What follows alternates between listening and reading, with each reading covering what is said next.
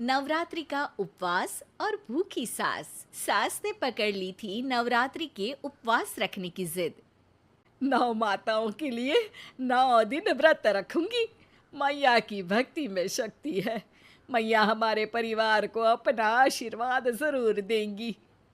लेकिन अपना शरीर तो देखिए माँ जी, आपका एक पाँव घर में रहता है और एक पाँव डॉक्टर के यहाँ।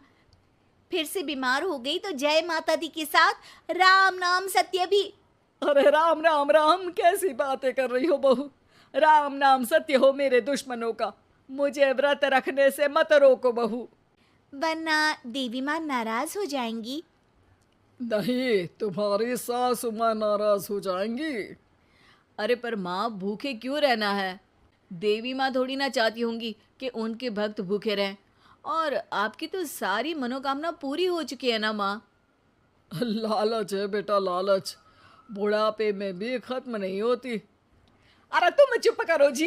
तुम्हारी भी उम्र है भक्ति भाव करने की। ज्यादा बड़बड़ की ना तो तुमसे भी उपवास रखवा लूंगी। हाँ। अरे रौद्र रूप क्यों धारण कर रही हो मेरी माँ।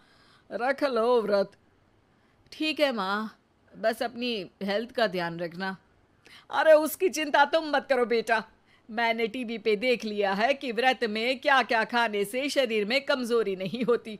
अच्छा ही है, वरना ऐसा ना हो कि 9 दिन के बाद तुम मैया के द्वार की जगह सीधा हरिद्वार। अरे तुम मुझे हरिद्वार क्यों भेजना चाहते हो? क्योंकि अब तुम्हें मायके तो भेजने से रहा। बाबूजी, क्यों माँ को परेशान करते रहते हो? अच्छा माँ, ये बता दो कि आपको व्रत में खाने के लिए क्या क्या चाहिए होगा। सास के सामने सब हार जाते हैं। माँ के कहे सामान को बेटा लेकर आता है। नवरात्रि का पहला दिन है। नाश्ता कर लो, स्वस्थ रहो, मस्त रहो। मेरा व्रत से ध्यान भंग मत करो। अच्छा ठीक है ठीक है। भूख लगेगी तो मेरी तरफ मत देखना। आई बड़ी। तुम कोई खाना हो जो तुमको देखूंगी। आए बड़े। माँ जी, ये लीजिए आपका फरियाली मिक्सचर। इससे व्रत नहीं टूटेगा। अरे इतना सा? दिन भर भूखी रहने वाली हूं, थोड़ा तो और ला दे। पर ये सब तो सपोर्ट के लिए होता है ना माँ जी, पेट भर के थोड़ी ना खाना होता है। करवा चौथ का व्रत नहीं रख रही हूं जो कुछ ना खाऊं पीऊं। हाँ यार, ये तो मैंने सोचा ही नहीं। तुम इतने सारे व्रत रखती हो तो मेरे लिए करवा चौथ का व्रत क्यों नहीं रखती? अरे जुबान पे तुम्हारा नाम न रखूं, व्रत क्या खाक रखूंगी तुम्हारे लिए। माँ के कहने पर बहू और भी फरियाली ले आती है, जिसे खाकर माँ डकार मारती है। इतनी जोर से डकारोगी तो दुर्गा मैया भी डर जाएंगी। तुमने तो उनके शेर से भी तेज आवाज निकाल दी। अरे शेर के जैसा पंजाबी मारती हूं मैं, देखना चाहोगे? तुम्हें पता है ना, व्रत रखते समय हिंसा वाली बातों से, विचारों से और बुरी चीजों से दूर रहना चाहिए। सही कहा। बुरी चीजों से दूर रहना चाहिए। इसीलिए तो तुमसे दूर जा रही हूँ, दूसरे कमरे में। सास ने कई सारी ऐसी चीजें खाई जिनसे व्रत ना टूटे। बहू, सब्र का फल मीठा होता है। इसका मतलब ये थोड़ी है कि तू मुझे शाम तक फल नहीं खाने देगी। माँ जी, 1 घंटे पहले ही तो आपने इतना सारा। अरे एक खाता ही बना ले, उसमें लिखा करे कि मैंने कितना खाया, कितना पानी पिया। अरे नहीं नहीं माँ जी, मैं अभी फल लेकर आती हूँ। जोर से बोलो। नहीं माँ जी, मैं फल लेकर आती हूँ। अरे ये नहीं, जोर से बोलो, जय माता दी। सासू माँ एक साथ बहुत सारे फल खा लेती है। माँ जी, इतनी जोर से मैं डर गई। अरे भक्ति की शक्ति की पुकार है। पुकार नहीं, डकार है। हाँ हाँ ठीक है ठीक है। चिप्स और लेकर आना जरा, उससे भी व्रत नहीं टूटता। माँ जी, आज ही सब खत्म हो जाएगा, नाश्ते का ही टाइम है। अरे ठीक है ना बेटा, मैं अब कुछ खाऊंगी ही नहीं, तुझे इतनी तकलीफ है तो। नहीं नहीं माँ जी, मेरा मतलब था कि उपवास में सिर्फ इतना खाना चाहिए जितना शरीर के लिए सही रहे। स्वाद के लिए खाने से तो अच्छा है कि उपवास ही मत रखो। माता जी की कृपा तो वैसे भी बनी ही रहती है। अरे वाह बहू वाह, एक ढोलक और हारमोनियम भी लेकर आना और प्रवचन करने लग जा। श्री श्री 108 बहु ईश्वरी माता। माँ जी, मैं आपके लिए चिप्स लेकर आती हूँ। बहू की सही सलाह को भी सास नजरअंदाज कर देती है।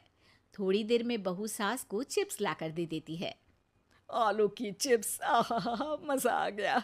आलू किसी भी सब्जी में चला जाता है। आलू पनीर, आलू पालक, आलू टमाटर, आलू भिंडी और तो और पराठे में भी चला जाता है। वैसे ही इंसान को भी हर स्थिति में आलू जैसा होना चाहिए। थोड़ी देर में वहां ससुर जी आते हैं। क्या चिप्स खा रही हो? अरे नहीं जी, दिख तो चिप्स ही रही है। अरे तो पूछ क्यों रहे हो? अरे गुस्सा क्यों हो रही हो? उपवास में गुस्सा नहीं करना चाहिए। और ऐसा तो है नहीं कि सिर्फ तुम उपवास करती हो, हमने भी तो किया होगा कभी। नहीं जी नहीं, तुम तो कर ही नहीं सकते। तुम उपवास में भी भेजा खाओगे और भेजा खाने से उपवास टूट जाता है। अच्छा थोड़ी सी चिप्स मुझे दे दो, मन ललचा रहा है। नहीं, उपवास के लिए है। तुम अपना खाना खा लेना जो भी बने। पूरा दिन सास कुछ ना कुछ खाती रहती है।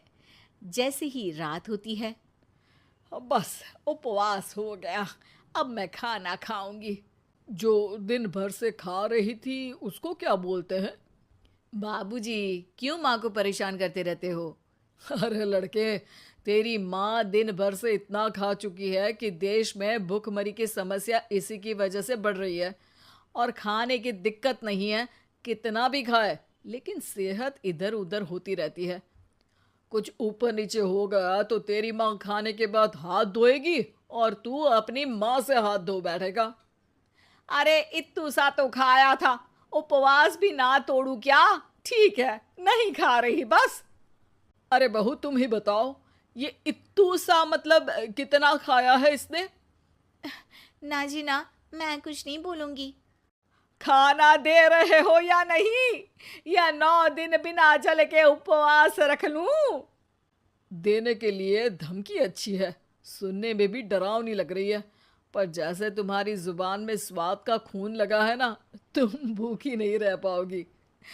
मैं कसम खाती हूँ जी।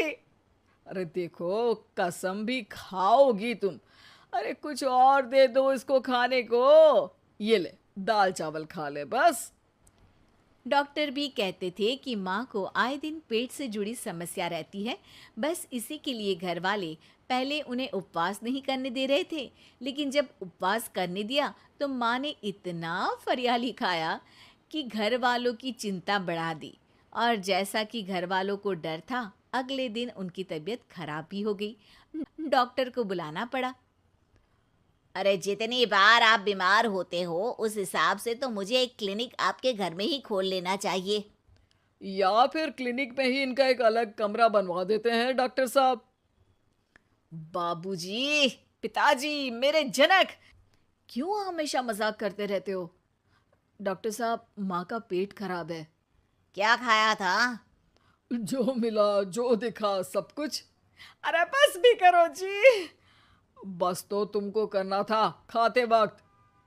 देखिए, खाना अच्छी बात है और उपवास भी आदमी को रखते रहना चाहिए, लेकिन तब जब शरीर लायक हो। पहले दिन ही बीमार हो गई तो 8 दिन कैसे होगा? आप व्रत मत रखो और खाने पीने पे ध्यान दो। मैं गोलियां दे रहा हूँ। आप भी कुछ खाने को ही दे रहे हो? हाँ, इससे जल्दी ठीक हो जाएंगी। समझ गई हैं आप? अब तो ठीक ही होना है ना मुझे। जोर से बोलो। जय माता दी। जय माता दी। जय माता दी।